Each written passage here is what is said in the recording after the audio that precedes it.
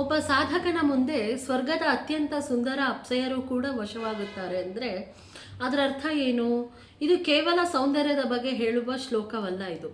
ಅಥವಾ ದೇವಿಯ ಒಂದು ಅರುಣ ಕಿರಣವನ್ನು ಧ್ಯಾನಿಸುವುದರಿಂದ ಮನುಷ್ಯನೊಳಗೆ ಅಂತಹ ಒಂದು ಶಕ್ತಿ ಜಾಗೃತವಾಗುತ್ತದೆ, ಅವನ ಮನಸ್ಸನ್ನೇ ಅವನು ಗೆಲ್ಲಲು ಪ್ರಾರಂಭಿಸುತ್ತಾನೆಯಾ?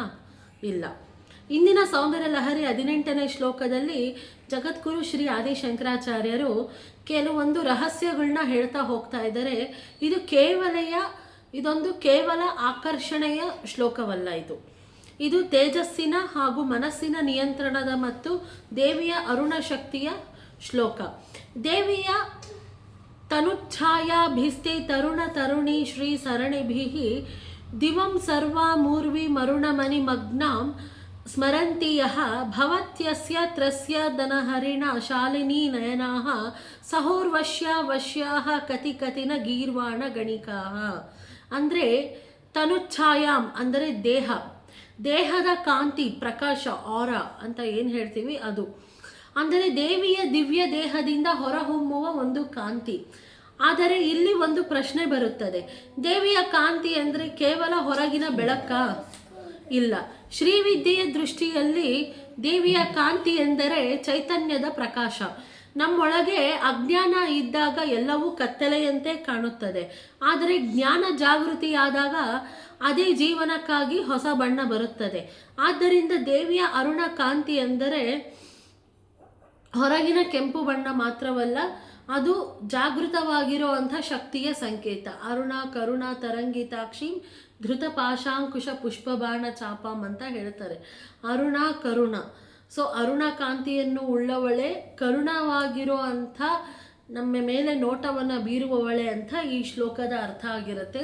ಲಲಿತ ಸಹಸ್ರನಾಮದ ಧ್ಯಾನ ಶ್ಲೋಕವು.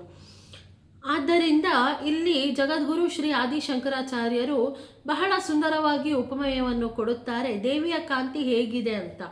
ಹೊಸದಾಗಿ ಉದಯಿಸುತ್ತಿರುವ ಸೂರ್ಯನ ಕಾಂತಿಯಂತೆ ಬೆಳಗಿನ ಸೂರ್ಯೋದಯವನ್ನು ನೆನೆಸ್ಕೊಳ್ಳಿ. ನಾನು ಒಂದು ಶ್ಲೋಕದಲ್ಲಿ ಹೇಳಿದೆ, ಸಿಂಧೂರ ಅರುಣ ವಿಗ್ರಹಂ. ಸೊ ಸಿಂಧೂರ ಅಂದರೆ ಕುಂಕುಮ ಬಣ್ಣನೂ ಅಲ್ಲ, ಹಾಗಂತ ಹೇಳಿ ಸಿಂಧೂರ ಅಂದರೆ ಆರೆಂಜು ಅಲ್ಲ. ಸೊ ಎರಡು ಮಿಕ್ಸ್ ಆಗಿರೋ ಅಂಥ ಅರುಣ ಕಾಂತಿಯನ್ನು ವಿಗ್ರಹನ ನಾವು ಇಲ್ಲಿ ನೆನಪಿಸ್ಕೊಳ್ಬೇಕಾಗತ್ತೆ. ಸೂರ್ಯ ಇನ್ನೂ ಸಂಪೂರ್ಣವಾಗಿ ಮೇಲಕ್ಕೆ ಬಂದಿರಲ್ಲ. ಆಕಾಶದಲ್ಲಿ ಮೃದುವಾದ ಒಂದು ಕೆಂಪು ಬಣ್ಣ, ನಂತರ ಕಿತ್ತಲೆ, ನಂತರ ಚಿನ್ನದ ಬೆಳಕು ಬಂದಿರುತ್ತೆ. ಅದೇ ರೀತಿಯಲ್ಲಿ ದೇವಿಯ ಅರುಣ ಕಾಂತಿ ಸಾಧಕನೊಳಗೆ ನಿಧಾನವಾಗಿ ಜಾಗೃತವಾಗುತ್ತದೆ.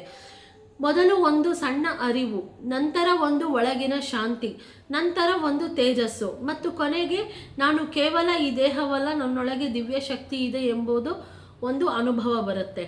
ಈ ಸಾಲು ಅತ್ಯಂತ ಸುಂದರವಾದ ದೃಶ್ಯವನ್ನು ಕೊಡುತ್ತದೆ. ಆಕಾಶ, ಭೂಮಿ, ಸಂಪೂರ್ಣ ಜಗತ್ತು ಎಲ್ಲವೂ ದೇವಿಯ ಅರುಣ ಕಾಂತಿಯಲ್ಲಿ ಮುಳುಗಿದೆ. ಆದರೆ ಸಾಧನೆಯ ದೇವಿಯನ್ನು ಒಂದು ದೇವಸ್ಥಾನದಲ್ಲಿ ಮಾತ್ರ ನೋಡುತ್ತಿಲ್ಲ. ಅವನು ಇಡೀ ವಿಶ್ವವನ್ನೇ ದೇವಿಯ ಪ್ರಕಾಶದಿಂದ ತುಂಬಿರುವಂತೆ ನೋಡಲು ಪ್ರಾರಂಭಿಸುತ್ತಾನೆ. ಇದೇ ಧ್ಯಾನದ ಒಂದು ಆಳವಾದ ಹಂತ. ಮೊದಲು ನಾವು ದೇವಿಯನ್ನು ಒಂದು ಮೂರ್ತಿಯಲ್ಲಿ ನೋಡುತ್ತೇವೆ, ನಂತರ ದೇವಿಯ ಶಕ್ತಿಯನ್ನು ಪ್ರಕೃತಿಯಲ್ಲಿ ನೋಡುತ್ತೀವಿ, ನಂತರ ನಮ್ಮೊಳಗೆ ಅದೇ ಶಕ್ತಿ ಒಂದು ಭಾವಿಸ್ತೀವಿ. ಇದು ಭಕ್ತಿಯಿಂದ ಧ್ಯಾನದ ಕಡೆಗೆ ಸಾಗುವ ಒಂದು ಪ್ರಯಾಣ. ಒಂದು ಸಣ್ಣ ಪದ ಇದೆ, ಸ್ಮರಂತಿಯಃ. ಯಾರು ಹೀಗೆ ಸ್ಮರಿಸುತ್ತಾರೋ ಅಥವಾ ಧ್ಯಾನಿಸುತ್ತಾರೋ, ಅಂದರೆ ಕೇವಲ ಶ್ಲೋಕವನ್ನು ಓದುವುದಲ್ಲ, ಅದರ ವಿಜುವಲೈಸೇಷನ್ ಮಾಡ್ಕೋಬೇಕಾಗಿರುತ್ತೆ. ನಾವು ಯಾವ ಥರ ವಿಜುವಲೈಸೇಷನ್ ಮಾಡ್ಕೊಬೇಕು ಅಂದರೆ, ದೇವಿಯ ಅರುಣ ಕಾಂತಿ ತನ್ನ ಸುತ್ತಲೂ ಹರಡಿದೆ ಅಂತ ಮನಸ್ಸಿನಲ್ಲಿ ನಾವು ಅನುಭವಿಸ್ಬೇಕು. ಆಕಾಶ ಕೆಂಪಾಗಿದೆ, ಭೂಮಿಯೂ ಕೆಂಪಾಗಿದೆ, ಎಲ್ಲೆಡೆ ದೇವಿಯ ಶಕ್ತಿ ಮತ್ತು ಆ ಪ್ರಕಾಶದ ಮಧ್ಯದಲ್ಲಿ ನಾನು ಇಲ್ಲಿ ಧ್ಯಾನದ ಒಂದು ಚಿತ್ರಣವನ್ನು ಅನುಭವವಾಗಿ ಬದಲಾಗುತ್ತದೆ. ಇದು ಶ್ಲೋಕದ ಅತ್ಯಂತ ಸುಂದರವಾದ ಕಾವ್ಯಚಿತ್ರ. ಹೆದರಿದ ಕಾಡಿನ ಜಿಂಕೆಯ ಕಣ್ಣುಗಳಂತೆ ಜಿಂಕೆಯ ಕಣ್ಣುಗಳನ್ನು ನೋಡಿದ್ದೀರಾ? ಅವುಗಳನ್ನು ಒಂದು ರೀತಿ ಮೃದುತ್ವ ಇರುತ್ತೆ, ಸಣ್ಣಗೆ, ಅಗಲವಾಗಿ, ದಪ್ಪವಾಗಿ. ಅದರದ ಒಂದು ಕಣ್ಣು ಅರ್ಧ ಬರ್ಧ ಹೆದರಿರುವಂಥ ಒಂದು ದೃಶ್ಯ ಕಾಣುತ್ತೆ. ಅದನ್ನು ನಾವು ನೆನಪಿಸ್ಕೊಬೇಕು. ಅವುಗಳ ರೀತಿಯಲ್ಲಿ ಒಂದು ಮೃದುತ್ವ ಇರುತ್ತೆ, ಹಾಗೂ ಸೌಂದರ್ಯ ಇದೆ, ಸಂಕೋಚ ಇದೆ, ಸೂಕ್ಷ್ಮವಾದ ಚಂಚಲತೆಯೂ ಇದೆ. ಅದರಂತೆ ಆದಿಶಂಕರಾಚಾರ್ಯರು ಸ್ವರ್ಗದ ಅಪ್ಸರೆಯ ಕಣ್ಣುಗಳು ಭಯದಿಂದ ಚಂಚಲವಾದ ಜಿಂಕೆಯ ಕಣ್ಣುಗಳಿಗೆ ಹೋಲಿಸುತ್ತಿದ್ದಾರೆ. ಎಷ್ಟು ಜಗದ್ಗುರು ಶಂಕರಾಚಾರ್ಯರು ಉಪಮಾನ ಉಪಮೇಯಗಳನ್ನ ಕೊಡ್ತಾ ಇದ್ದಾರಂದರೆ ನಮಗೆ ಅರ್ಥ ಆಗಲಿ ಅಂತ ಇಲ್ಲಿ ಅವರು ಊರ್ವಶಿಯನ್ನು ಉಲ್ಲೇಖಿಸಿದ್ದಾರೆ. ಊರ್ವಶಿ ಅಂದರೆ ಭಾರತದ ನಮ್ಮ ಪರಂಪರೆಯಲ್ಲಿ ಸುಂದರವಾದ ಅಪ್ಸರೆಯರಲ್ಲಿ ಒಬ್ಬಳು. ಸೊ ಬೇರೆ ಬೇರೆ ಅಪ್ಸರೆಗಳಿದ್ದಾರೆ, ಬಟ್ ಆ ಅಪ್ಸರೆಯರಲ್ಲಿ ಊರ್ವಶಿ ಪ್ರಮುಖವಾದ ಅಪ್ಸರೆ.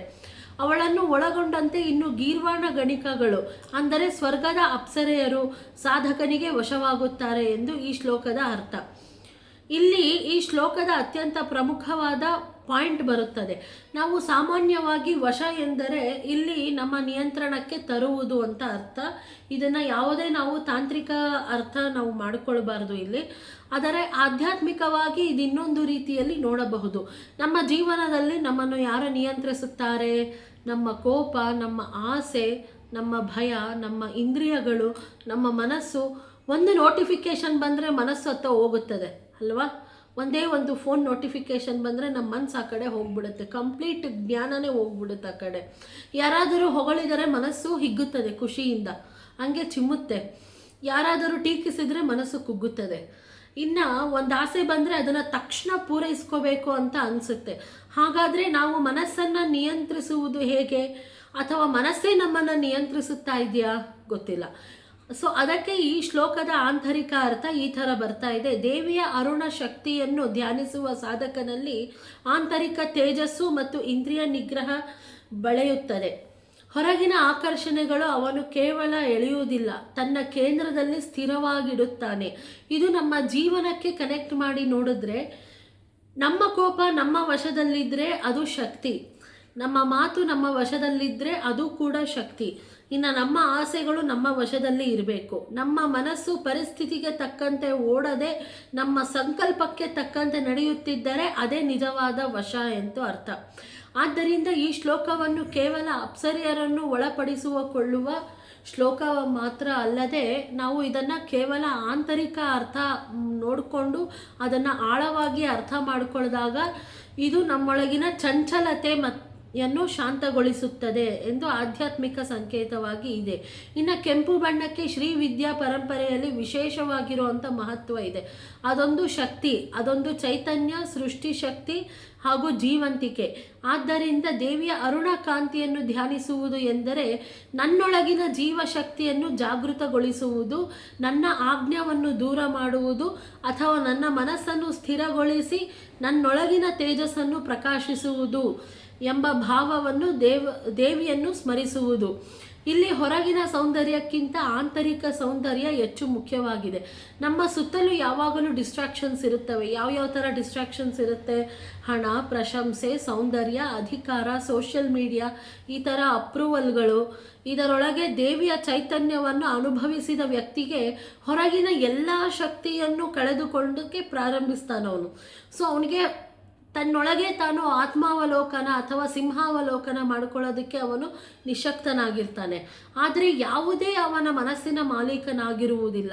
ಅವನು ಲೋಕದಲ್ಲಿರುತ್ತಾನೆ, ಆದರೆ ಲೋಕ ಅವನೊಳಗೆ ಅಶಾಂತಿಯನ್ನು ಸೃಷ್ಟಿಸೋದಿಲ್ಲ. ಸೊ ಬಯಲಿಗೆ ಬಿತ್ತಿ ಬಯಲಾಗಿ ಬಯಲಾಯಿತಯ್ಯ ಅಂತ ನಮ್ಮ ಗುಹೇಶ್ವರರು ಹೇಳ್ದಂಗೆ, ನಾವು ಈ ಲೋಕದಲ್ಲಿದ್ದೀವ ಅಥವಾ ಲೋಕದ ವಶದಲ್ಲಿದ್ದೀವ ಅಂತಾನೆ ನಮಗೆ ಕನ್ಫ್ಯೂಷನ್ ಸ್ಟಾರ್ಟ್ ಆಗಿಬಿಟ್ಟಿದೆ ಇವತ್ತಿನ ಈ ಮೆಟೀರಿಯಲಿಸ್ಟಿಕ್ ಪ್ರಪಂಚ ನಮಗೆ.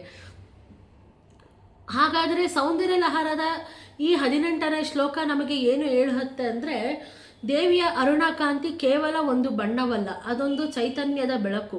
ಉದಯಿಸುವ ಸೂರ್ಯನಂತೆ ಅದು ಕತ್ತಲೆಯನ್ನು ದೂರ ಮಾಡುತ್ತದೆ. ಇಡೀ ಜಗತ್ತು ಆ ಪ್ರಕಾಶದಲ್ಲಿ ಮುಳುಗಿದಂತೆ ಧ್ಯಾನಿಸುವ ಸಾಧಕನಲ್ಲಿ ತೇಜಸ್ಸು ಬೆಳೆಯುತ್ತದೆ.